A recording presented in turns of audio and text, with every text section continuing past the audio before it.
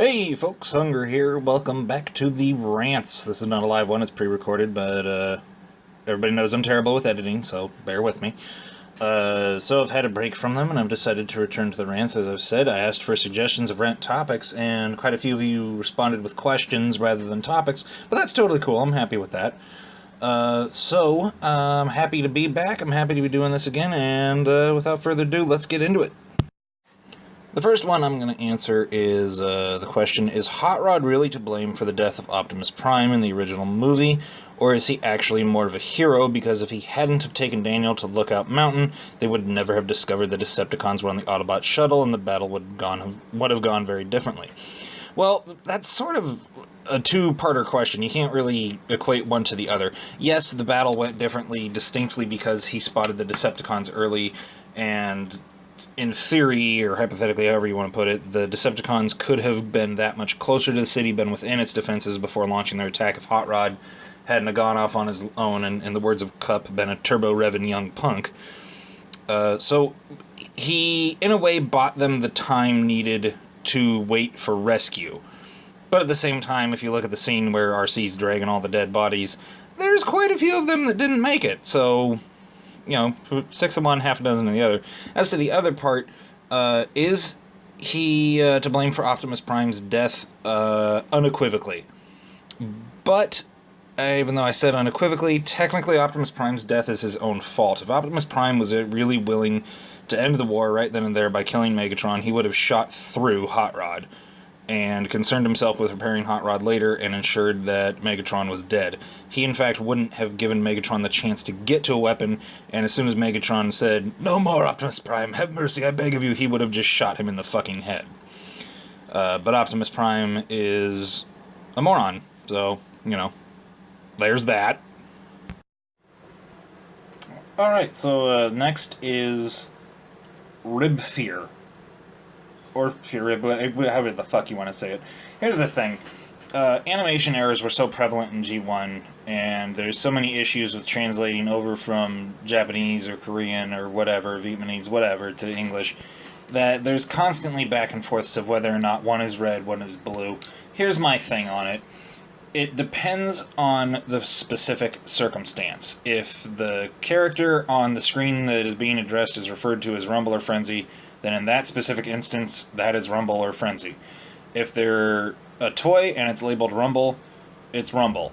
I do not give a shit. And yes, I know about the issues with where both of them are both called Rumble or both are called Frenzy or some shit like that. And whatever, that's your problem. If you collected those figures, that's your fucking problem. I just don't get why people just can't be like, oh, well, okay, in this specific instance, I guess that's Frenzy. Or, oh, well, in this next comic, it's Rumble. Jesus Christ, just fucking go with it. Up next is, why can't Bayverse people and G1 people just all get along? I can't speak for all G1ers, but I'm actually perfectly willing to get along with Bayverse people. Yes, I hate on Michael Bay. Yes, I hate on the movies. I like a lot of the toys, though. And I'm willing to meet that as a middle ground. And yes, I mock the movies and whatnot on my page, but you know what? I don't actively go to other pages that I know are pro-Bayformer and go, God, you can't fucking tell what they are, and any of that stereotypical stuff. So I don't understand why they come to my page and openly try to start a fight, but then act like somehow all us G1ers are dickheads who actively seek out fights when we're clearly not. Like I said, I keep saying all. I can't speak for all, but I'm willing to let them like it. I don't. But if they're just like, hey, well, I do like it, so there's that, I'm just going to be like, alright, cool, good for you. But as soon as they go, well, G1 is just fucking stupid, blocky bullshit, I'm going to be like, well, at least I can tell what the fucking characters are and they don't look like giant piles of scrap metal. So I suppose I would need an olive branch extended towards me first, and I would take it with sincerity. If they were like, hey, you know what, at least we're both Transformers fans, I would return that sentiment, and I'd be like, alright, yeah, okay. Alright, at least we can both agree that Kiss Formers was awful. Or sorry, Kiss Players, same thing. Alright. Up next is it really possible to stop a godlike planet-sized Transformer god with some stupid MacGuffin that would work better as a flashlight. Well, hold on, let me check. You got the lotion.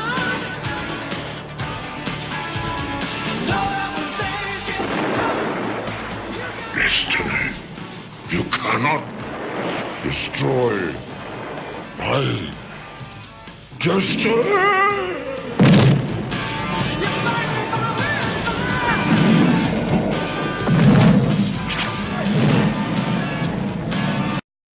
I'm gonna go with a resounding yes. But in all seriousness, it's been shown repeatedly through multiple versions of the franchise that while Unicron's physical body can be hindered, stopped, damaged, destroyed, his essence doesn't really stop. I mean, even in G1 in the last season, they make several trips to Unicron's head, and there's clearly still activity there. He awakens and he talks with them and threatens them. So clearly, Unicron is not truly dead. While his physical body can be trashed and destroyed, it doesn't get killed. I mean, even in Prime, when he was stopped by Optimus releasing the energy of the Matrix of Leadership right next to Unicron's spark, his essence is still alive. He's dead, but he's able to possess Megatron and rebuild him to use him as a means to an end.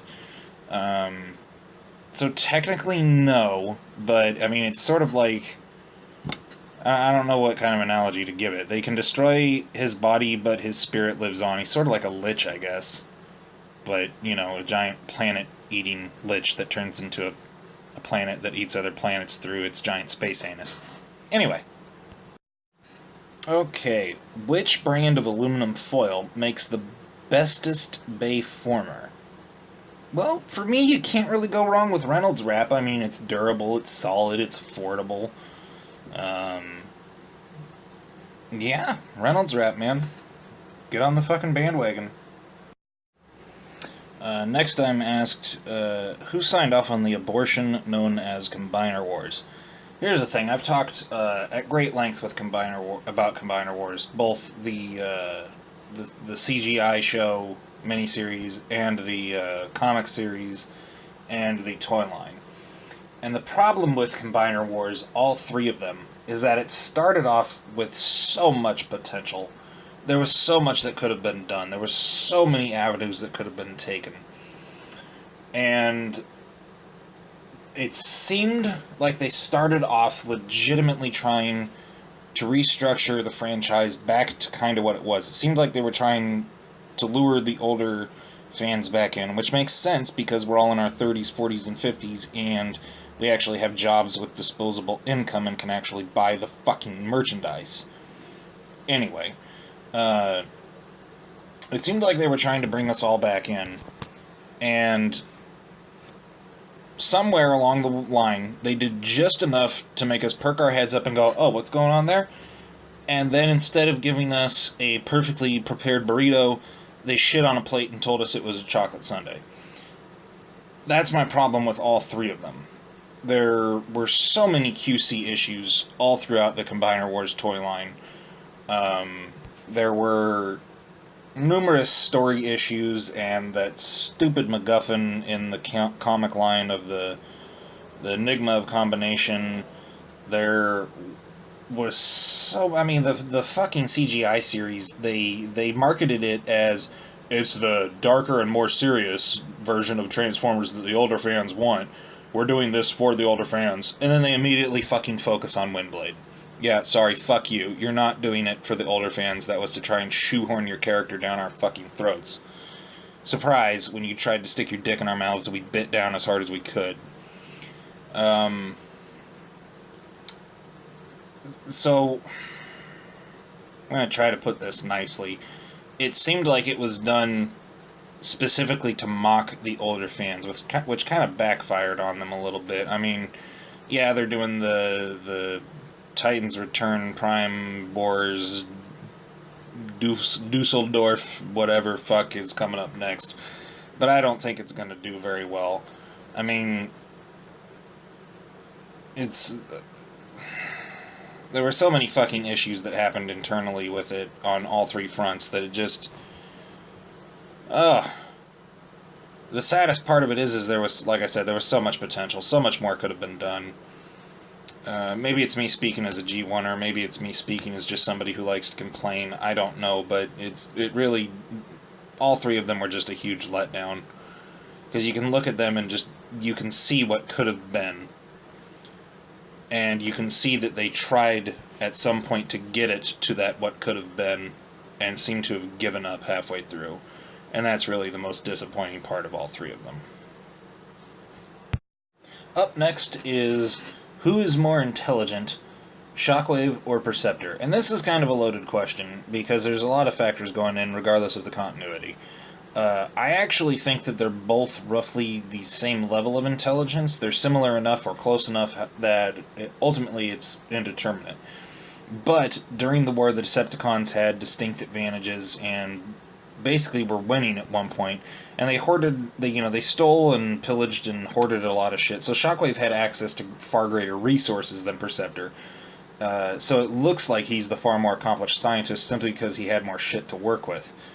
But Perceptor has an advantage over Shockwave in that he has his gut instinct. Being an emotional being, he can actually make the split-second decisions that Shockwave, and just say, fuck it, I'm going to go with this because it feels right, whereas Shockwave goes, let's weigh it A versus B, C versus D. Well, what's D compared to B? So, it's not so much that there's an intelligence difference between them as there is that Shockwave just has access to more shit. I mean, yes, he's got huge accomplishments under his belt. I mean, in almost every continuity, he's reverse engineered and rebuilt the space bridge systems. But Perceptor has equally good shit. I mean, the Cosmic Rust episode, it's a plague that very rapidly debilitates and kills cybernetic organisms.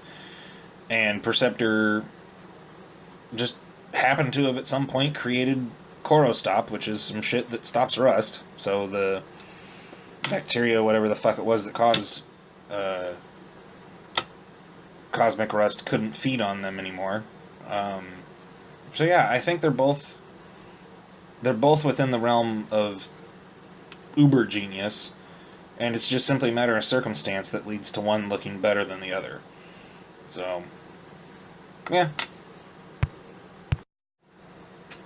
So, the next question is, if I sent Bayverse DVDs to third world countries, would I be charged with crimes against humanity?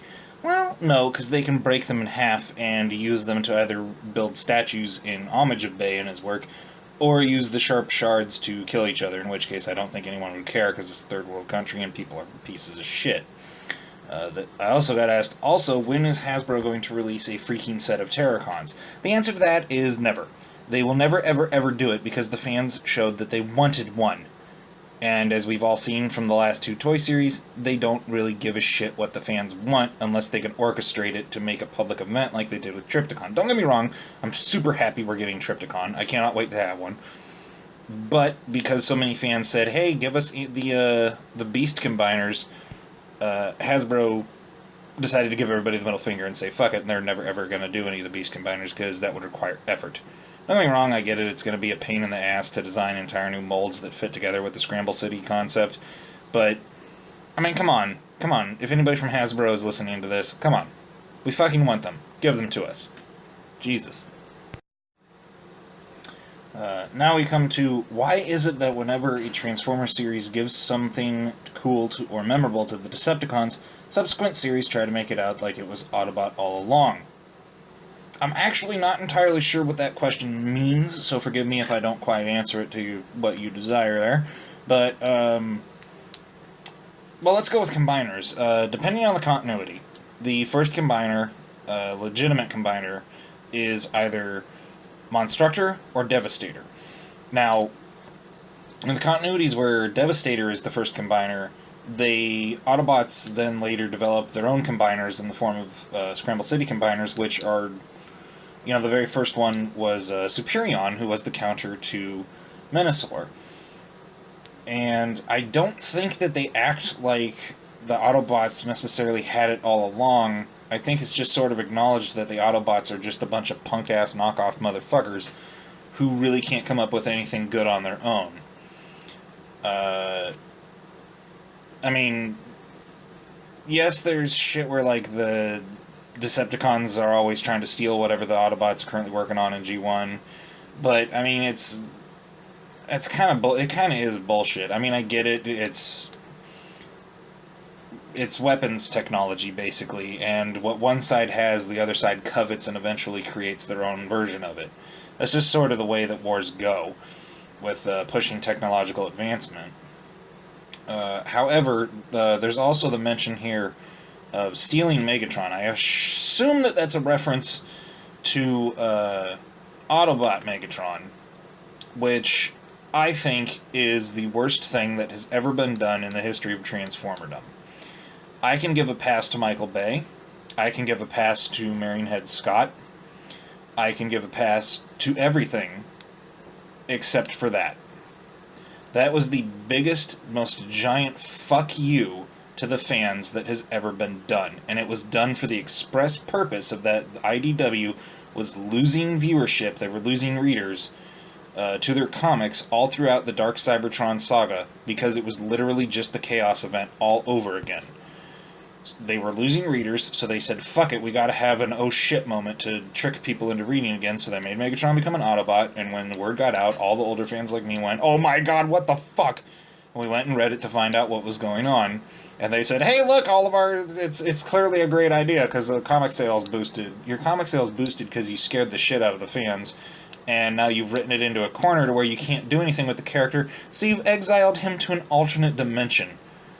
Real good work there, Roberts. Real good work. Yeah. I will give him credit, though. At least he didn't kill him off. That's typically his favorite means of getting rid of a character he doesn't like or doesn't know how to write. But exiling him to another dimension, really? Really? Whatever. Fuck you. So the final post that was left here is, if the Command Trine and the Coneheads went head-to-head versus the Aerial Bots in a sexy dance-off to the death, who would win?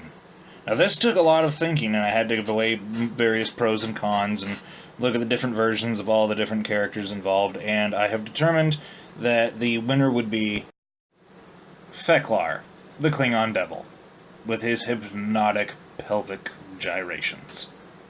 Thank you, and good night.